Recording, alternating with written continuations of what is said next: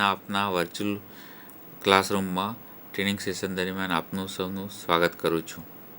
આજે હું આઈટીઆઈમાં ચાલતા ટ્રેડ મશીનિસ્ટ અંતર્ગત lesson important of technical industry અને technical forms, process chart, activity log in required industry અને estimation cycle time, productivity, job card વિશે વિસ્તારપૂર્વક તમને સમજાવીશ.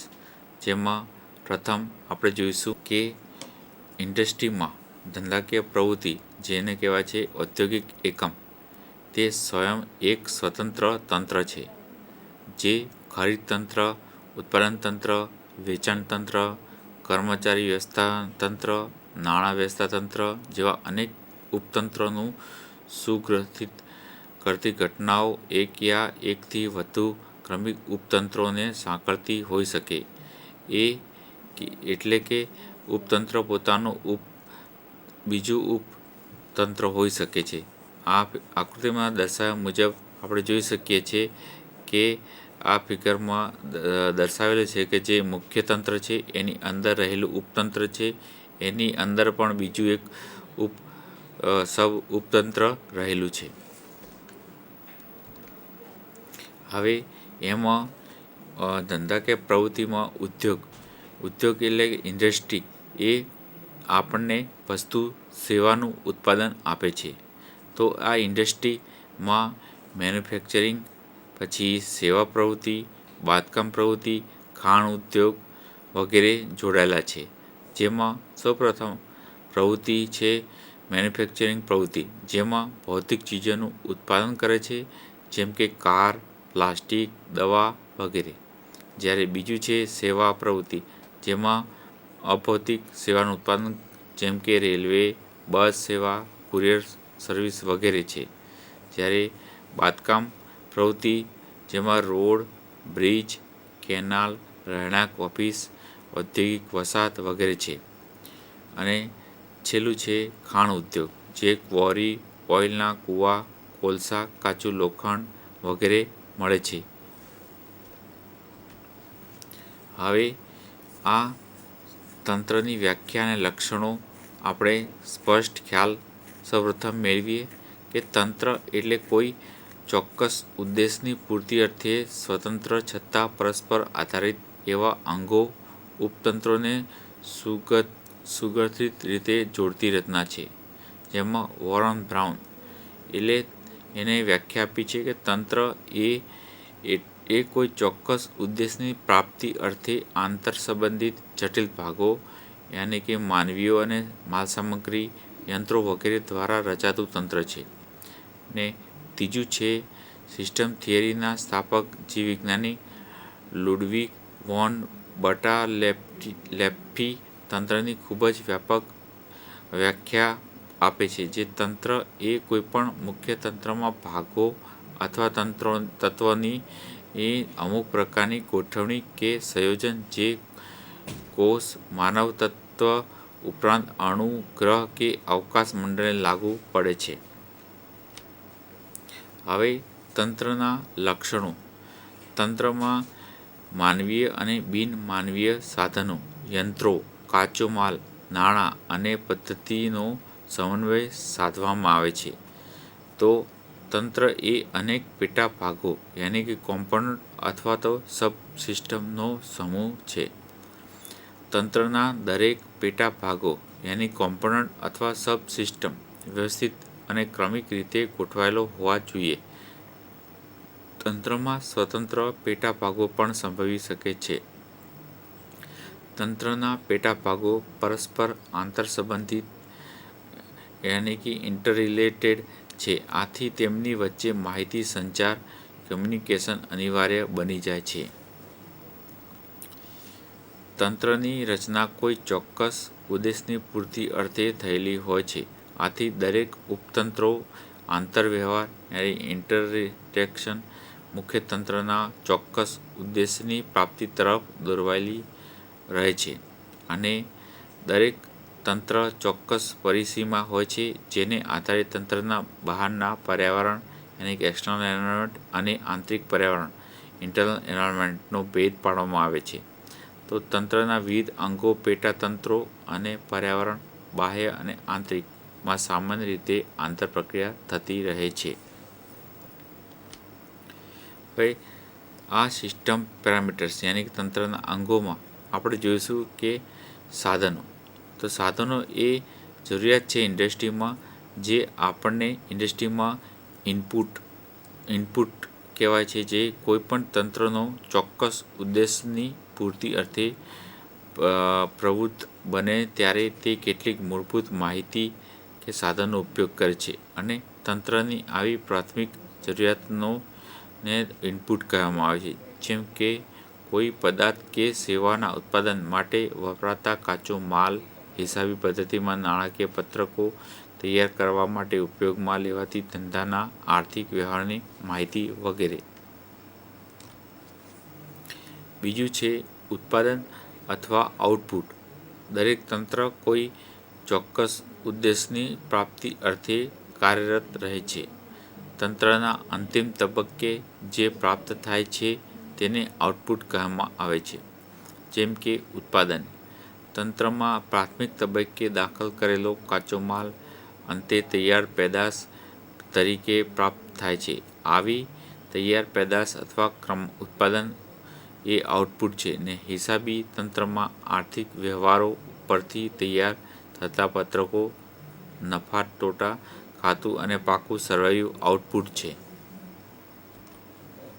પ્રક્રિયા એને આપણે પ્રોસેસ એ ઇનપુટને આઉટપુટમાં રૂપાંતરિત કરવા માટે જે કાર્ય કે પ્રક્રિયા થાય તેને પ્રક્રિયા કહેવામાં આવે છે. પ્રક્રિયા વાસ્તવમાં એક પરિવર્તન કાર્ય યાની કે ટ્રાન્સફર ફંક્શન છે. જેમ કે લોખંડના ટુકડા એ ઇનપુટને હથોડી વડે આઉટપુટમાં પરિવર્તિત કરવા માટે થાય છે, જે કટિંગ, મિલિંગ, ડ્રિલિંગ, બેન્ડિંગ જેવી યાંત્રિક પ્રક્રિયા કરવી પડે છે. અને નાણાકીય વ્યવહારો પરથી નફા ટોટા ખાતું અને પાકું સરવૈયું તૈયાર કરવા માટે રોજમેળ, ખાતાવાહી, કાચું સરવૈયું જેવી પ્રક્રિયા કરવી પડે છે. પછી પરિસીમા યાની કે બાઉન્ડ્રી. તો અનેક આંતરસંબંધિત પેટા તંત્ર અને પેટા તંત્રોની બનેલી તંત્ર રચનાને ચોક્કસ પરિસીમા હોય છે. પરિસીમાનો ખ્યાલ વાસ્તવિક કે કાલ્પનિક હોય છે. પરિસીમાના આ ખ્યાલના આધારે પર્યાવરણને બે ભાગમાં વિભાજિત કરવામાં આવે છે: બાહ્ય પર્યાવરણ અને આંતરિક પર્યાવરણ. હવે પાંચમો છે પ્રતિપોષણ યાની કે ફીડબેક. કોઈપણ પ્રવૃત્તિ આયોજન પ્રમાણે આગળ વધે છે કે નહીં તે માટે વાસ્તવિક પ્રવૃત્તિની માહિતીનો આપલે આવશ્યક બને છે. વાસ્તવિક પ્રવૃત્તિની આવી માહિતીના અગાઉના તબક્કાઓ તરફ વહન થાય છે. તેને પ્રવૃત્તિ પોષણ કહેવામાં આવે છે. પ્રતિપોષણની આ પ્રક્રિયાને કારણે વાસ્તવિક કાર્યમાં થતું માર્ગાંતર એ અટકાવી શકાય છે. ભાવિ પ્રવૃત્તિના આયોજનમાં તે સહાયરૂપ નીવડે છે. તો આ આકૃતિમાં દર્શાવ્યા પ્રમાણે આપણે જોઈ શકીએ છીએ કે કોઈ પણ ઇનપુટ આપીએ છીએ તો એને ઇનપુટમાં પ્રક્રિયા થાય છે અને આપણને આઉટપુટ મળે છે. અને આ પ્રતિપોષણ છે, આ બધી ઇનપુટ અને થી આઉટપુટ સુધી. અને આ આપણે પ્રક્રિયા બધી કરીએ છીએ પરિસીમામાં કરીએ છીએ. હવે આપણે એક ઉદાહરણ જોઈશું કે કાપડના ઉત્પાદન તંત્ર એનું પ્રોડક્શન એ જોઈએ કે રૂ તથા સિન્થેટિક રેસાનું ઇનપુટ આપીએ તો એમાં કાતણ વિભાગ આવી જાય, વણાટ વિભાગ આવે, પ્રોસેસિંગ વિભાગ આવે. તો આ ઉત્પાદનની આ પ્રક્રિયાઓ રહેલી છે, જેમાં બાહ્ય પર્યાવરણ આપણે કાપડની માંગ, પછી સરકારની પરવાનગી માંગે, પછી આમાં ત્રાકશાળાની ટેકનિક, પછી કંટ્રોલ કાપડનું ઉત્પાદન વગેરે થાય છે. જ્યારે આંતરિક પરિબળોમાં પૂરતો કાચો માલ, યંત્રોનું બેલેન્સિંગ અને કારીગરોને પ્રોત્સાહન અને કાર્યદક્ષ સંચાલન એ બધું મળી અને પછી કાપડનું આઉટપુટ મળે છે, જે આપણે આ ચાર્ટ દ્વારા જોઈ શકીએ છીએ. હવે આ ઉત્પાદન તંત્રમાં ભૌતિક ચીજવસ્તુઓનું સર્જન થાય છે. કાપડના ઉત્પાદનમાં રૂ તથા સિન્થેટિક રેસા સ્વરૂપના કાચા માલની કાતણ અને સ્પિનિંગ, વણાટ અને વેવિંગ અને કલર, ડાય, બ્લીચિંગ એ પ્રોસેસિંગ દ્વારા તૈયાર કાપડનું ઉત્પાદન કરવામાં આવે છે. કાપડના ઉત્પાદન તંત્રને અસર કરતા બાહ્ય અને આંતરિક પરિબળો પૈકી ઉદાહરણ સ્વરૂપે અમુક પરિબળો દર્શાવવામાં આવે છે. ઉત્પાદન પ્રક્રિયાના અંતે નિયત ગુણવત્તાવાળા કાપડ આઉટપુટનું ઉત્પાદન થાય છે અને કાપડ ઉત્પાદનના તંત્રની સરળ રજૂઆત પરથી આકૃતિ દ્વારા દર્શાવવામાં આવી છે. હવે આપણે બીજો આગળ ટોપિક જોઈશું, જેમાં સાયકલ ટાઈમ. તો સાયકલ ટાઈમ એ ઇન્વેન્ટરી અંકુશમાં સાયકલ ટાઈમનો ખ્યાલ વિશે મહત્ત્વ ધરાવે છે. વાસ્તવમાં સપ્લાયરો પાસેથી કાચો માલ પ્રાપ્ત કર્યો પછી તેને સ્ટોર રૂમમાં સંગ્રહ કરવામાં આવે છે. સ્ટોર રૂમમાં સંગ્રહાયેલી માલસામગ્રી ઉત્પાદન વિભાગોને તેઓની જરૂરિયાત મુજબ પહોંચાડવામાં આવે છે, જ્યાં સ્ટોર રૂમના કાચા માલ ઉપર એકવાર પ્રક્રિયા થતાં તે તૈયાર માલનું સ્વરૂપ ધારણ કરે છે. તૈયાર માલનો રવાનગી વિભાગમાં સંગ્રહ થાય છે. આમ સ્ટોર વિભાગમાં શરૂઆતનો કાચો માલ અને અથવા રવાનગી વિભાગના અંતિમ તૈયાર માલ વચ્ચે પ્રક્રિયા દરમિયાન રોકાયેલા માલને અર્ધ તૈયાર માલ તરીકે ઓળખવામાં આવે છે. રવાનગી વિભાગમાં સંગ્રહાયેલ તૈયાર માલનું બજારમાં ગ્રાહકોની જરૂરિયાત મુજબ વેચાણ કરવામાં આવે છે અને આવું વેચાણ રેકોર્ડ અથવા શાખા ઉપર કરવામાં આવે છે. જો શાખા ઉપર વેચાણ કરવામાં આવે, જેમ કે 30 દિવસની શાખા, તેવી સ્થિતિમાં ગ્રાહકોની બાકી લેણા સ્વરૂપે માલના નાણાં રોકાઈ રહે છે અને ગ્રાહકો પાસેથી નિયત સમયગાળામાં શાખા વેચાણની રકમ વસૂલ થાય છે. તો આવી રોકાણ વસૂલ આવેલી રકમમાંથી ફરીથી કાચા માલની ખરીદી કરીને ફરીથી ધંધાના આ ચક્રનું પુનરાવર્તન કરવામાં આવે છે. અહીં નોંધવું જોઈએ કે જેવી રીતે ઉત્પાદન ગ્રાહકને તૈયાર માલ શાખા પર વેચે છે, તે જ પ્રમાણે કાચા માલનું સપ્લાયરો ઉત્પાદકને કાચો માલ પર શાખા પર પૂરો પાડે છે, જે સમયગાળા દરમિયાન કાચા માલમાં નાણાકીય રોકાણ જરૂરી બનતું નથી. આમ સાયકલ ટાઈમના કુલ 5 તબક્કાઓ છે. તો આ 5 તબક્કાઓ આ પ્રમાણે છે: સ્ટોર રૂમમાં કાચા માલના સંગ્રહનો સમયગાળો. બીજો છે પ્રક્રિયા દરમિયાન રોકાયેલ અર્ધ તૈયાર માલનો સમયગાળો. ત્રીજો છે રવાનગી વિભાગમાં સંગ્રહાયેલ તૈયાર માલનો સમયગાળો. ચોથો છે ગ્રાહકોને પૂરો પાડેલો શાખા સમય. પાંચમો છે સપ્લાયરો પાસેથી પ્રાપ્ત થયેલ શાખા સમય. ઇન્વેન્ટરીનું આ ચક્રીય સ્વરૂપ નીચે આકૃતિમાં દર્શાવવામાં આવ્યું છે. સાયકલ ટાઈમ સમયગાળાના સ્વરૂપે દર્શાવે છે, જે નીચે ઉદાહરણ સ્વરૂપે આવ્યું છે.